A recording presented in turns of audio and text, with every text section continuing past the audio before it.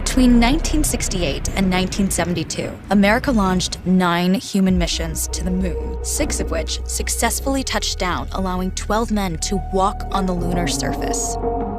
NASA's next chapter of lunar exploration, called Artemis, has the task of not just going to the moon to create a long-term human presence on and around it, but also to prepare for ever more complex human missions to Mars.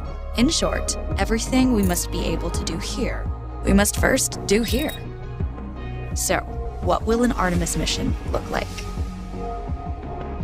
Everything is designed and tested with our most important element in mind: the astronauts. This is their deep space, human-rated spacecraft called Orion, built in 3 parts. The crew module, where up to 4 astronauts will live and work throughout the flight. The service module, with life support systems for the crew and its own engine and fuel reserves.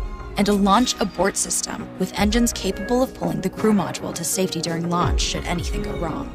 To accomplish the task of launching our crew and heavy payloads, NASA is building the Space Launch System, comprising of a cargo hold, an exploration upper stage, a massive core stage, and 2 extended solid rocket boosters. Altogether, this is the world's most powerful rocket, and it exceeds the legendary Saturn V of the Apollo era in numerous ways.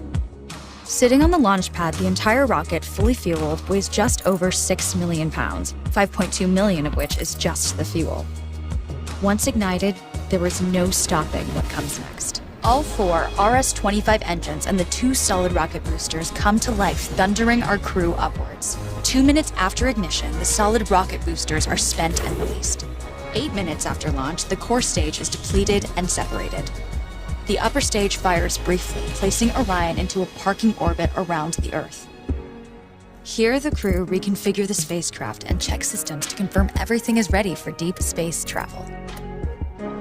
With a go from mission control, the crew reignite the exploration upper stage engines to leave Earth entirely. The exact timing of this maneuver is critical to reach a speed that can escape Earth's gravitational pull, but also put Orion on a course that will intersect the moon days later. Once this burn is complete, the upper stage of the SLS is jettisoned and the crew aboard Orion coast for several days toward all that awaits them at the moon. Approaching the moon, we see the fundamental differences between Artemis and Apollo. Instead of requiring Orion to serve as an expendable lunar command module or to carry a constrained lunar lander, the Artemis missions will take advantage of a different approach: pre-staging. Everything needed for lunar missions will be positioned in advance by commercial and international partners. This includes rovers, science experiments, and human-rated systems on the surface.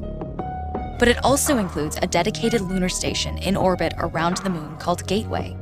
Here at this station, we can pre-stage a robust lunar lander and establish a strong communications relay. Designed with open standards, the Gateway can be expanded as new missions and partnerships develop, allowing multiple human missions on the moon at the same time and enabling ongoing science to be conducted even between human missions.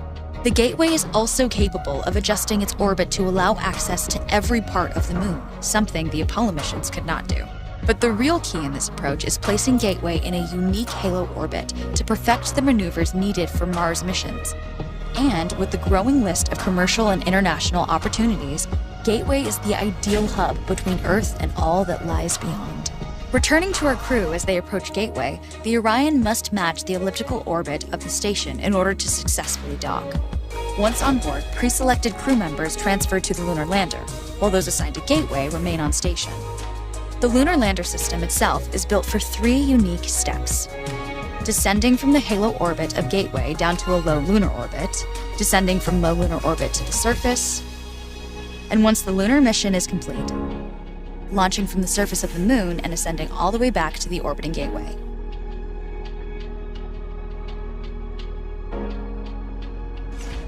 Once back aboard the Orion spacecraft and undocked from Gateway, the crew fire their engine once to break out of the halo orbit, and once again to sling the spacecraft around the moon, placing it on a multi-day trajectory back towards Earth.